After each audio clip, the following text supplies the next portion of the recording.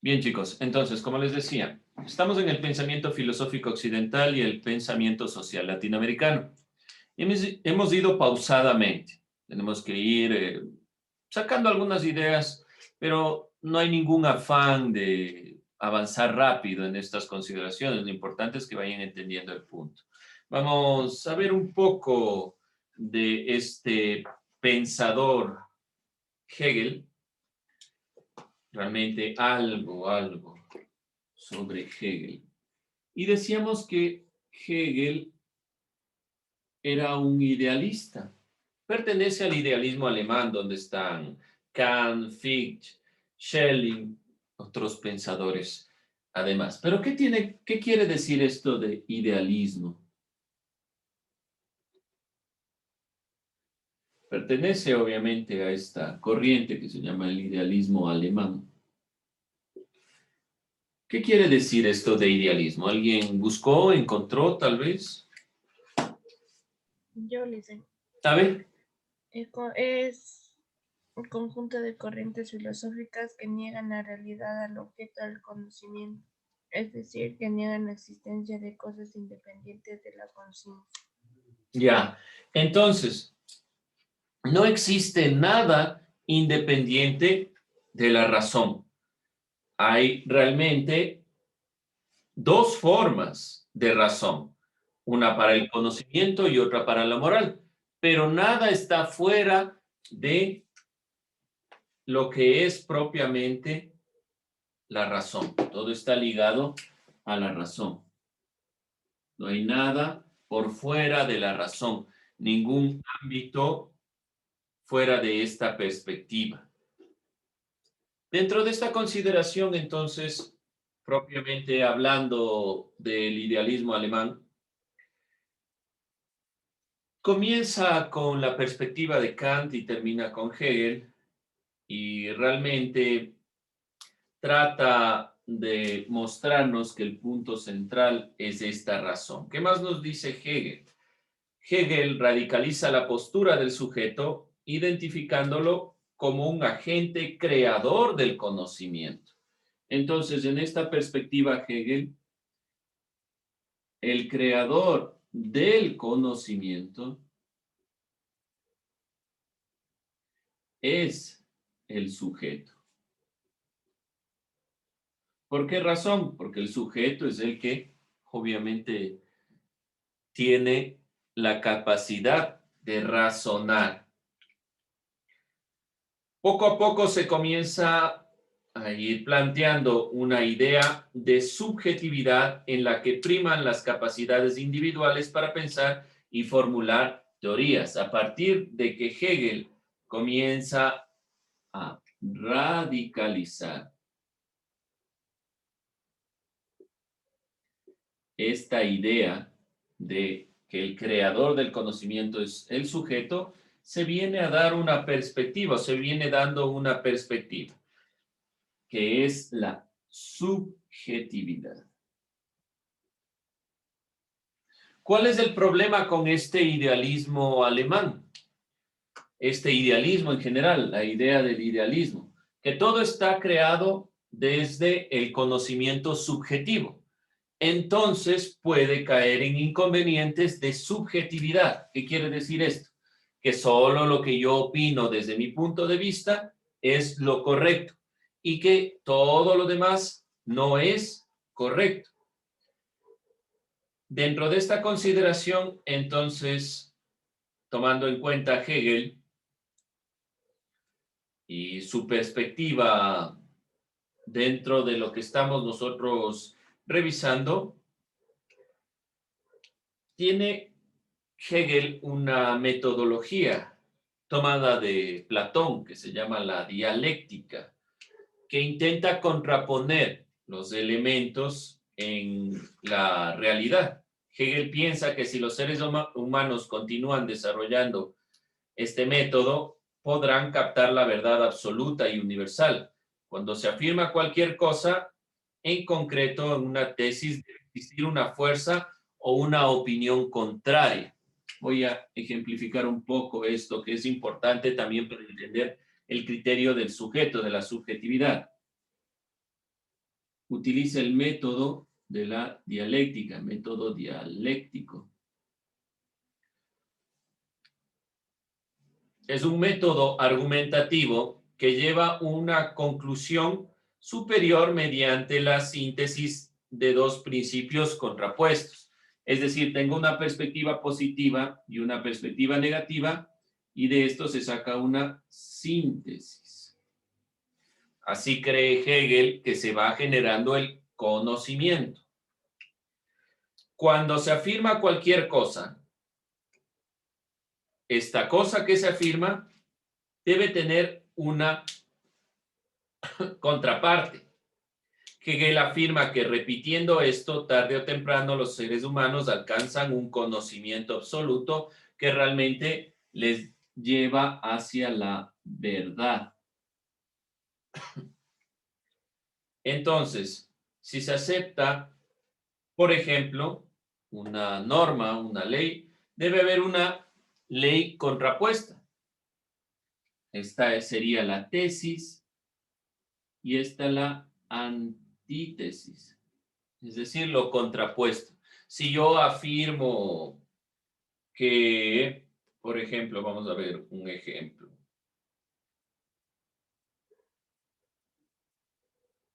Ya. Digamos que yo tengo un círculo, esa es la tesis. Y la antítesis, lo contrario, un cuadrado, un rectángulo. Los dos son opuestos y tienen dos consideraciones diferentes. ¿Cuál sería la síntesis entre el círculo y un rectángulo? Un cilindro. La unión entre los dos elementos. No sé si me explico del todo. Tengo un elemento, algo que yo conozco, algo que yo sé, y algo que es opuesto a lo que yo conozco. El método dialéctico dice que contraponiendo las dos partes, puedo obtener una tercera que me permita entender la realidad. Hegel mantiene que la dialéctica no es tanto una ley que regula la evolución del pensamiento, sino que es propiamente la naturaleza del pensamiento. ¿Cómo entra aquí el sujeto, la subjetividad? Porque depende mucho de nuestra forma de entender el mundo y realizando estas síntesis, estas comparaciones entre un elemento y otro. Es cómo se va generando el conocimiento. Este método dialéctico lo planteo porque en algunos autores, bueno, desde Platón, que ha utilizado la dialéctica de una cierta forma, Hegel y Marx han planteado la realidad desde esta visión, desde la contraposición entre algo que existe y su contraparte, y de lo cual se obtiene algo nuevo. De todos modos, con lo que yo quiero que sobre todo se queden es con la definición de este idealismo alemán que plantea que la razón es el fundamento de todo conocimiento. No, las cosas por sí mismas no tienen o no acceden al conocimiento, sino se accede directamente a través de la razón.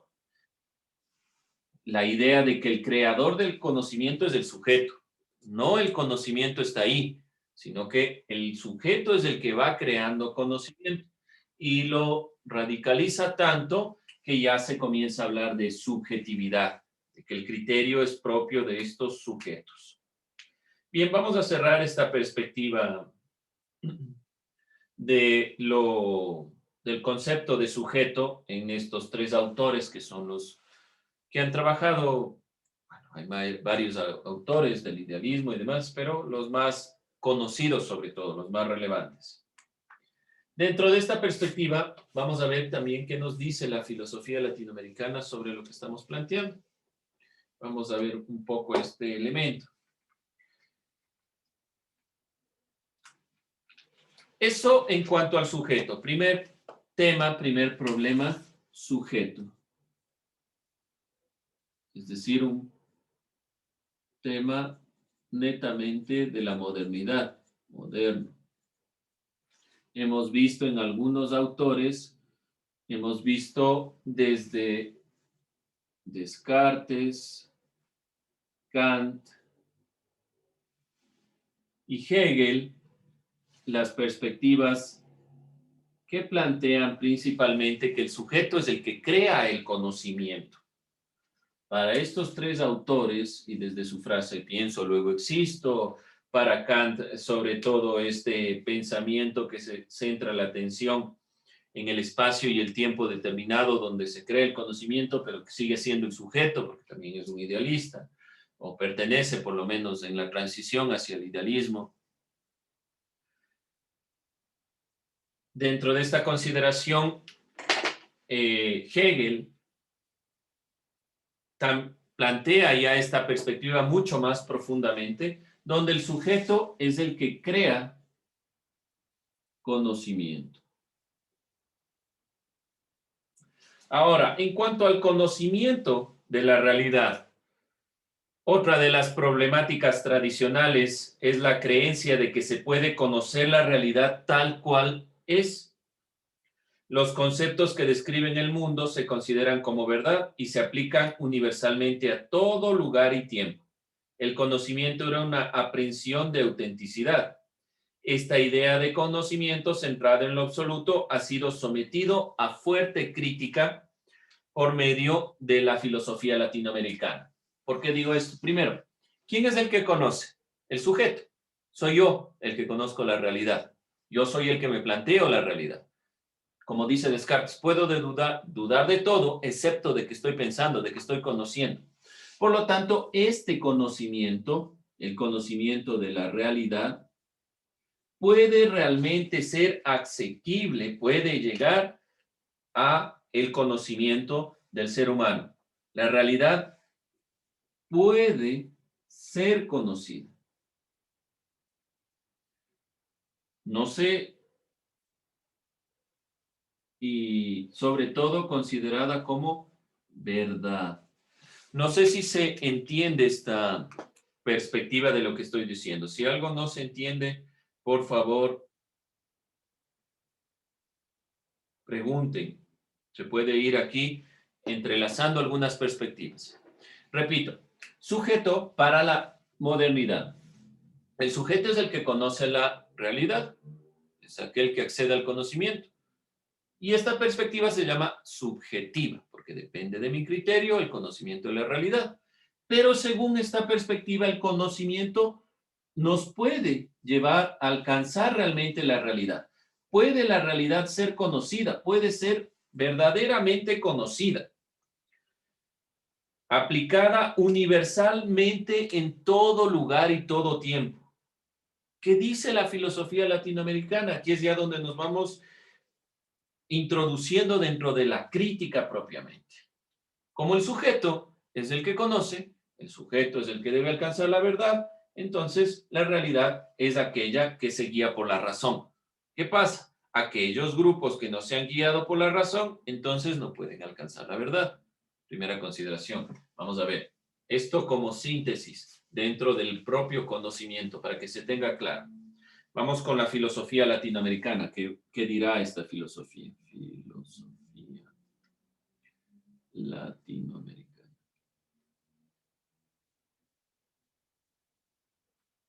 No se olviden, no hemos salido del primer tema. La filosofía latinoamericana se ha observado como un tipo de reflexión que no siempre ha estado presente en nuestro continente, sino que hace alrededor de 1550, a raíz de las primeras escuelas españolas fundadas en América, se comienza a dar esta filosofía, digamos, un pensamiento en América Latina que podamos llamarlo de cierta forma filosófico. Yo no diría que ni desde esta época, pero tal vez porque aquí se dan las primeras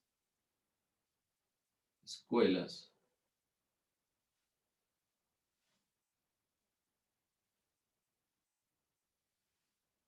fundadas por españoles, obviamente en América Latina, en América. En estos espacios se comenzaron a enseñar, publicar tratados filosóficos, lo que facilitó el crecimiento de una reflexión crítica. Sin embargo, varios investigadores contemporáneos, como es el caso de Edmundo Restrepo, señaló que las grandes civilizaciones precolombinas se produjeron intentos efectivos de exploración de cuestiones propiamente filosóficas. Por ejemplo, el estudio de la naturaleza, del buen vivir, de lo que nosotros ahora conocemos con el concepto de summa causa, ¿sí? O buen vivir. Son conceptos que propiamente se direccionan dentro del pensamiento. Primera consideración entonces con la filosofía latinoamericana. Hay una dicotomía. Realmente la filosofía comienza con estas fundaciones españolas o, como piensan otros, con el pensamiento del siglo XX o con la ilustración que influye en el siglo, sobre todo en el siglo XIX en América Latina, o comienza con la época precolombina. Nos queda todavía la duda.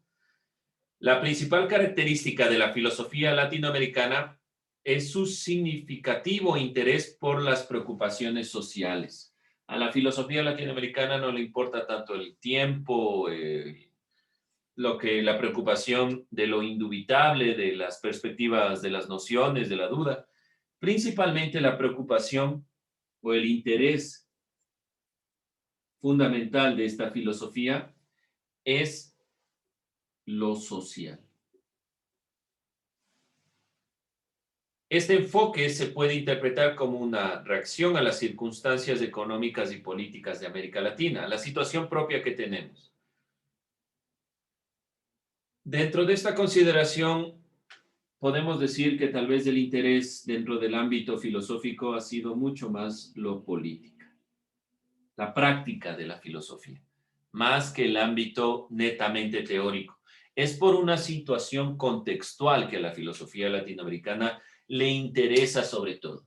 Y ha tratado de criticar sobre todo estos conceptos, este concepto de sujeto. En América Latina no tenemos una perspectiva tan subjetiva del conocimiento.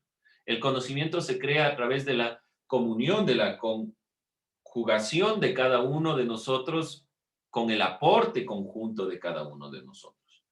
Entonces, nos vamos a tomar en cuenta ese concepto de sujeto. No se olviden el concepto de sujeto moderno que alcanza el conocimiento individualmente desde su perspectiva, que vamos a ver qué dice la filosofía latinoamericana. A nivel contextual tenemos esta perspectiva primero. Se estima que para 1550 las primeras escuelas fundadas por los españoles traen la filosofía como tal. Pero se considera también que las comunidades precolombinas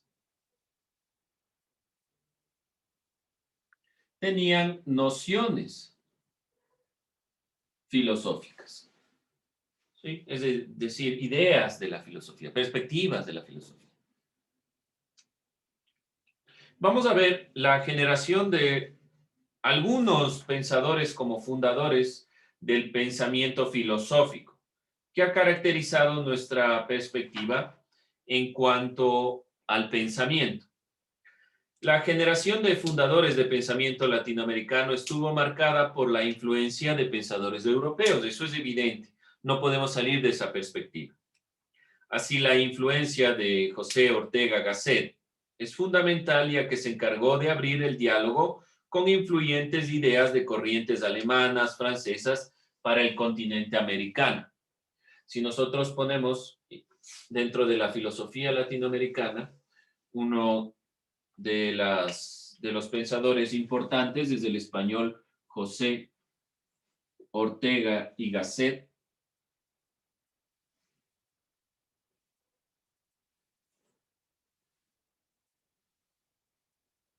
José Ortega y Gasset es un español que habla de 1883, 1955, si se dan cuenta, es como les venía planteando, principalmente la perspectiva de el siglo XIX y el siglo XX. Ha permitido conjugar el diálogo de los pensadores franceses, alemanes, para el continente americano. Los pensadores que bebieron de Ortega y Gasset propusieron una filosofía para su región. Entonces, a través de Ortega y Gasset se ha podido instaurar una filosofía que toma de Europa para América. Es decir, José Ortega y Gasset principalmente ha traído la perspectiva del pensamiento europeo para comprender la visión principal de lo que es este ambiente filosófico. Y aquellos que han tomado a Ortega y Gasset como uno de los principales impulsores de la filosofía en la región, han tratado de contextualizar la filosofía. Uno de los filósofos más conocidos de esta generación de los filósofos latinoamericanos que ha tomado de José Ortega y Gasset es el filósofo mexicano Leopoldo Sea, 1912-2004.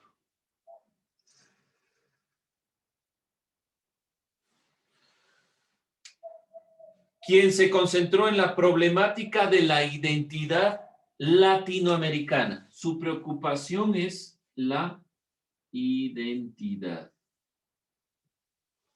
¿Realmente existe la filosofía latinoamericana o no? A Leopoldo Sea no le interesa. Dice, debemos hacer una filosofía sin más. No una filosofía que sea filosofía latinoamericana, porque si no sería una filosofía francesa, una filosofía alemana, una filosofía norteamericana. La filosofía tiene que ser una filosofía sin más, sin un criterio de propiamente regional, sino que debemos, lo primero antes de llegar a esta consideración filosófica es buscar una identidad latinoamericana. A pesar de haberse independizado legalmente de la corona española, seguía siendo en términos de conciencia e identidad un continente dependiente y culturalmente, dependiente cultural y económicamente. ¿Qué dicen los filósofos latinoamericanos? A ver, si queremos hacer filosofía dentro de nuestro territorio y hacer filosofía sin más, debemos directamente pensar desde América Latina, desde nuestras necesidades, no desde las necesidades europeas, no desde el punto de vista europeo. Entonces, se expuso junto a ello una perspectiva que visibilizó la visión latinoamericana del descubrimiento como un proceso de encubrimiento, que se nos ha dicho siempre. Por ejemplo, Cristóbal Colón descubrió América. Fue un proceso de conquista que fue invisibilizado principalmente por el pensamiento europeo. ¿Sustentado en qué? En el sujeto, en el concepto de sujeto. Porque ¿qué decía el concepto de sujeto? ¿Quién crea el conocimiento? Yo como sujeto que miro el mundo. Entonces los españoles llegan con esa perspectiva y realmente, como no observan nada supuestamente dentro de la civilización o de lo que ellos consideran esa civilización, instauran parámetros para plantear esas perspectivas. Y todo lo que existía en América Latina, por lo tanto, no está dentro de la perspectiva del sujeto europeo, del ideal europeo. ¿Se dan cuenta dónde va incidiendo la perspectiva del sujeto moderno? Va directamente a introducirse en la perspectiva de que la identidad latinoamericana debe ser una identidad copia de la europea. Entonces los filósofos latinoamericanos dicen, no, no podemos ser una copia del pensamiento europeo. Tenemos que hacer pensamiento propiamente latinoamericano.